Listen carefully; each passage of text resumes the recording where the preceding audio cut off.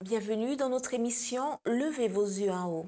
Aujourd'hui, le titre de la méditation est Dieu s'intéresse à son peuple.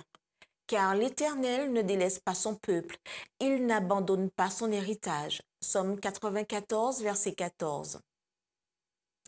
L'Éternel Dieu des cieux est en communication avec les habitants déchus de ce monde. Il se préoccupe de notre planète et de ses multiples soucis.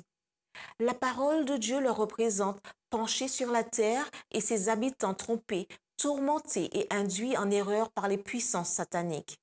Dieu écoute chaque parole prononcée. Quand Moïse se détourna à la vue du buisson qui brûlait sans se consumer, Dieu l'appela du milieu du buisson et dit « Moïse, Moïse » et il répondit « Me voici ». Dieu dit « N'approche pas d'ici, ôte tes souliers de tes pieds, car le lieu sur lequel tu te tiens est une terre sainte. » Et il ajouta « Je suis le Dieu de ton père, le Dieu d'Abraham, le Dieu d'Isaac et le Dieu de Jacob. » Moïse se cacha le visage, car il craignait de regarder Dieu.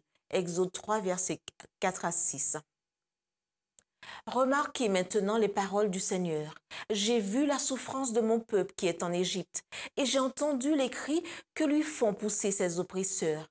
Car je connais ses douleurs, je suis descendu pour le délivrer de la main des Égyptiens. Versets 7 et 8. Le Seigneur n'est pas indifférent envers son peuple. Il punira et condamnera quiconque l'opprime. Il entend chaque gémissement. Il écoute chaque prière. Il observe les mouvements de tous. Il approuve ou condamne chaque action. Le Seigneur des cieux est représenté comme relevant ceux qui tombent. Il est l'ami de tous ceux qui l'aiment et le craignent. Il punira quiconque ose les conduire hors des sentiers sûrs, les plongeant dans la détresse, alors qu'ils s'efforcent consciencieusement de suivre la voie du Seigneur et d'atteindre la demeure des justes. Pas un passereau ne tombe à terre sans que notre Père céleste ne le remarque. Que les hommes soient donc attentifs à ne pas peiner ou attrister ces tout-petits qui appartiennent à Dieu. Si un petit moineau qui n'a pas d'âme ne peut tomber à terre sans que notre Père céleste le remarque, il est certain que Dieu attache un grand prix aux âmes pour lesquelles le Christ est mort. Dieu ne jugera-t-il pas les hommes qui attristent ou déçoivent les cœurs de ceux pour lesquels le Christ a donné sa vie? Qui peut mesurer ou prévoir le don de Dieu?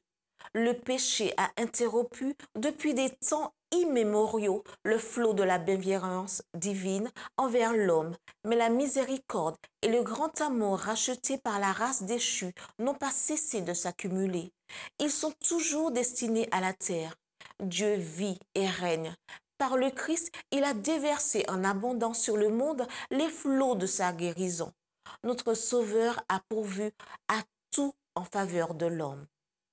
C'était notre émission Levez vos yeux en haut.